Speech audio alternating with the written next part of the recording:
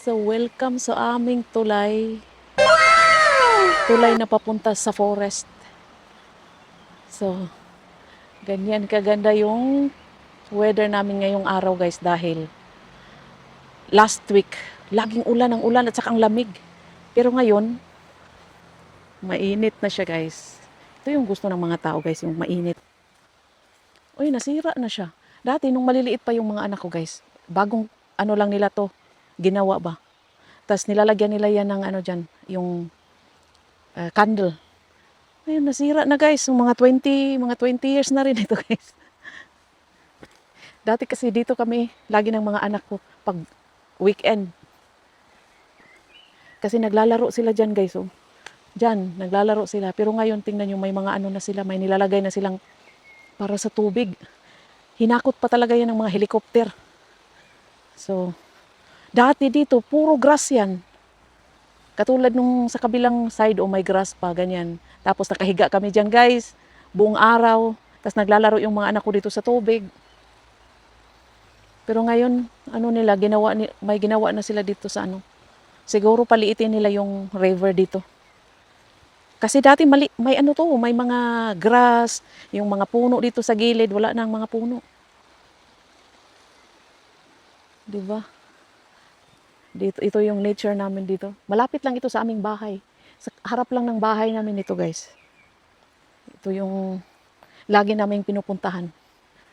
So, kapag wala naman kaming ano, hindi kami pumupunta sa city. Mas gusto kasi nung mga anak ko guys na nasa ano, sa nature, yung umaakyat sila, yung ah, ano ba 'yon, yung nadudumihan ba. 'Yun ang gusto nila. At dati, pumupunta ako dito, magba-bicycle din kami. So ayan. Maganda naman kasi maglakad dito sa nature guys, hindi naman kasi mainit na mainit talaga. Kung mainit man siya, malamig din yung hangin. Alam nyo guys, pag summer, punong-puno ng mga tao yan. Napakaraming tao. Maraming mga pamilya, yung mga may anak. Dito sila lagi guys. Pero yung mga anak ko, malalaki na, ayaw na nila dito. Sabi nila, ay malalaki na kami mama, di na kami sasama. Oh, di ba? Kami na lang dalawa. At dito, delikado itong maglakad dito guys dahil nahuhulog yung mga bato sa taas. Kaya nilagyan nila na bawal maglakad dito. Pero naglakad pa rin ha. Matigas talaga ang ulo ah. So ganyan ginagawa ko guys pag wala kaming trabaho. Lakad is real. Kasama ko naman yung partner ko guys. Sabi niya sa akin maglakad daw kami kasi para siyang inaantok. Oh. Ganyan.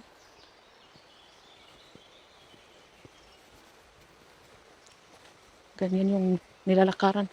Masistas. Ay, may isda. Sabi niya may isda daw dyan. Oh. Lumalangoy yung isda. Nakikita namin yung isda lumalangoy. May mga isda din pala.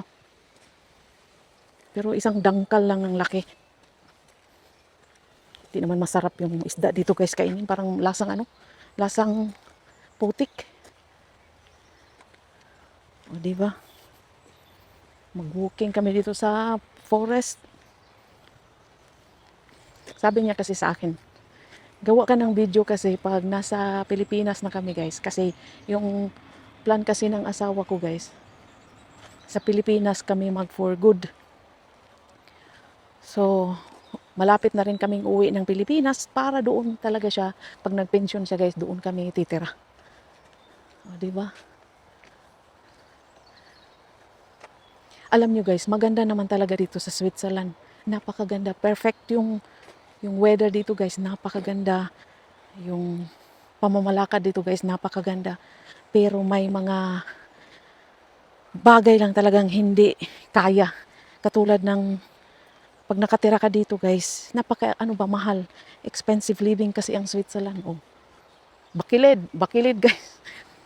Expensive kasi dito guys, pati yung mga apartment dito, mahal. Napakamahal. Pag nagpensyon ka guys, magbabayad ka rin ng tax. Kahit pensyonado ka na, magbabayad ka ng tax. So, ganyan yung struggle tayo guys, struggle. Kasi nga, tinanggal nila dito yung mga ano ba, tinanggal nila yung mga puno dito. Ngayon, hindi na straight yung ano, yung daan. So, yun yung plano namin guys na kapag mag-pension na siya, sa Pilipinas kami titira. So, kailangan kong mag-quit sa trabaho dahil alangan naman lang siya ang pupunta sa Pilipinas. Ayaw din naman niya. So, mag-quit ako sa aking trabaho, tapos doon kami titira. At yung mga anak ko, baka dito din sila or pabalik-balik na lang sila dito sa Switzerland. Napakamahal dito, lalo na pag tatanda ka na guys, ipapasok ka doon sa, ano, sa mga home care. Yung pension mo, doon mahuhulog lahat. Kasi gagamitin yung para sa iyo. Ang bili mo ng ano, gamot, pangbabayad ng mga nag-aalaga sa iyo, pagkain. So, ganun. O, diba? Kahit yung trail na to guys ay napakahirap, may nagba-bicycle pa rin. Gustong-gusto nila yung nahihirapan sila guys. Yung mga nagba-bicycle ba, gustong-gusto nila nahihirapan sila. Yung mahirap yung daan.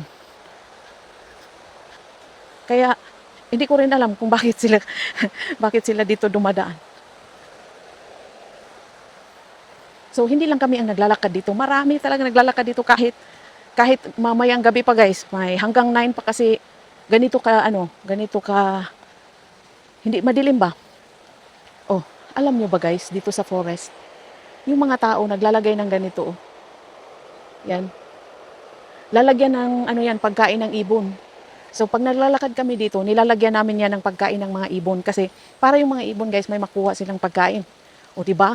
Napakabait talaga nila guys kahit yung mga ibon, yung mga bibigyan ng pagkain. Ay, ayan oh, may waterfalls kami ditong maliit. Pero konti lang ang tubig.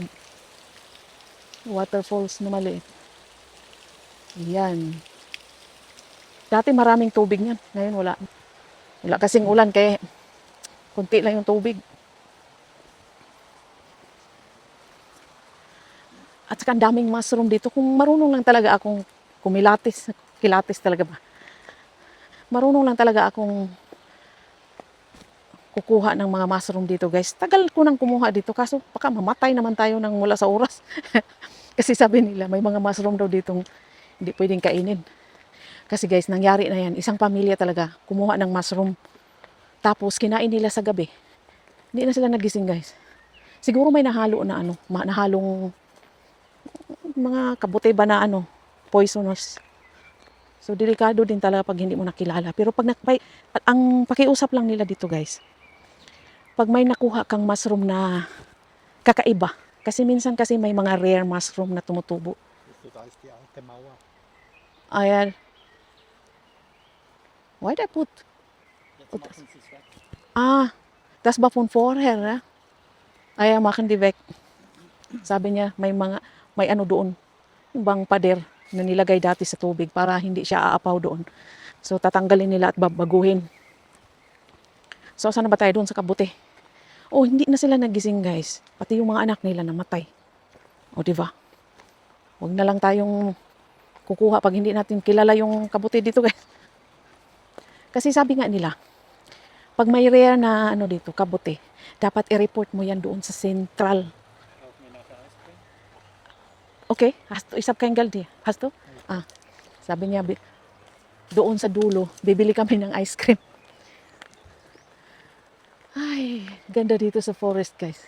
Pag gusto mong ma-refresh yung utak mo guys, yung mawala yung pagod mo, dito ka sa forest.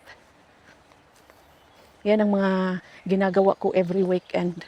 Yung nasa forest lang ako.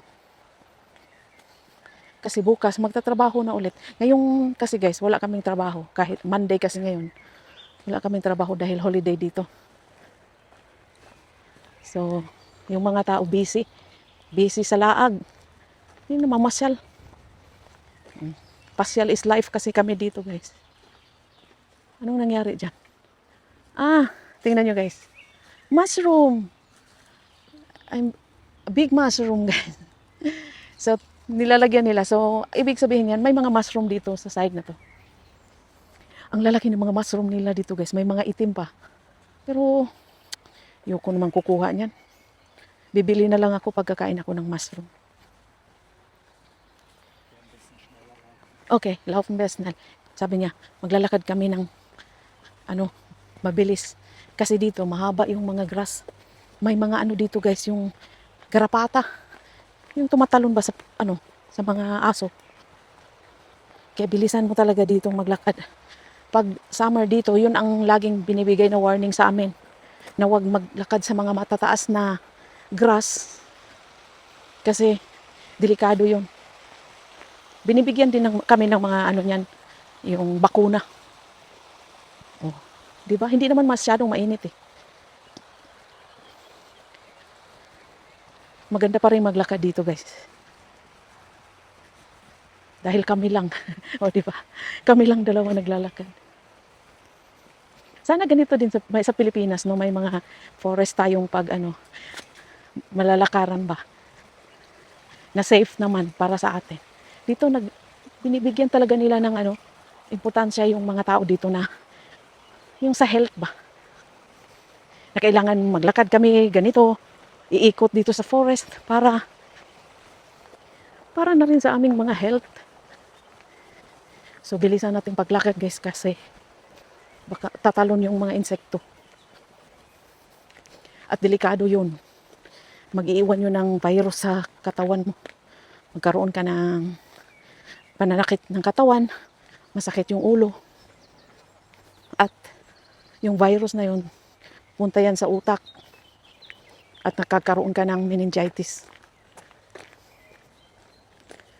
So, ganito lang yung mga ganap sa aking buhay. Kapag wala akong pag wala akong trabaho, tapos naiinip ako na ako ba, gusto kong maglakad. Kahit 3 oras. 3 oras guys, maglalakad kami sa forest. Baho naman ang tubig. Malansa. Takot ko na. Mabaho yung tubig. Sa side. Kasi yung kanal, papunta sa sa river. Di ba guys? Bilisan na lang natin. Sabi niya sa akin, bilisan. Napakahaba kasi ng mga grass dito.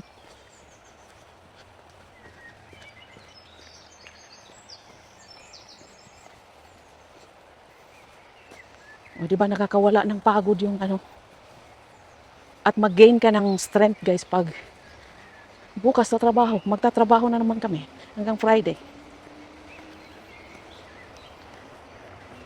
So, pag mo yung katawan mo, nare-relax. Sa bahay kasi, pag nasa bahay ako guys, kain ako ng kain. Kayo rin ba? Ganun din. Pag nasa bahay, parang gutom ako lagi. Ayokong kakain. Kaya, dito na lang ako sa forest. Pero sabi niya, bibili kami ng ice cream. Where the people go? We have to look. Hala, sarado. Sarado ulit. Sinarado. So, cross kami sa river. Aray ko, masakit.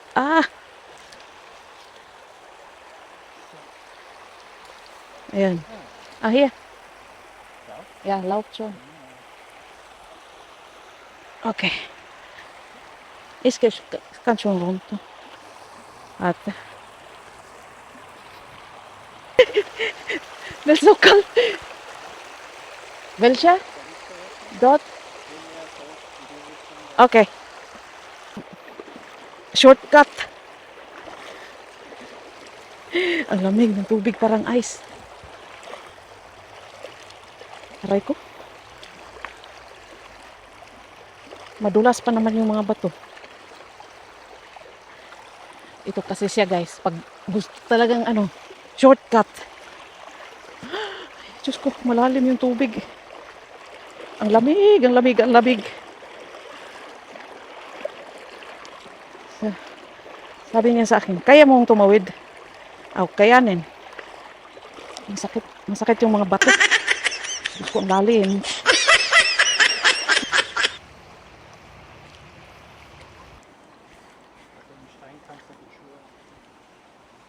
Ja, hat viele Mücken.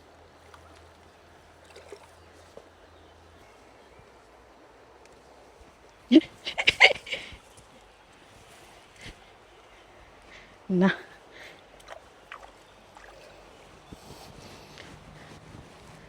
okay.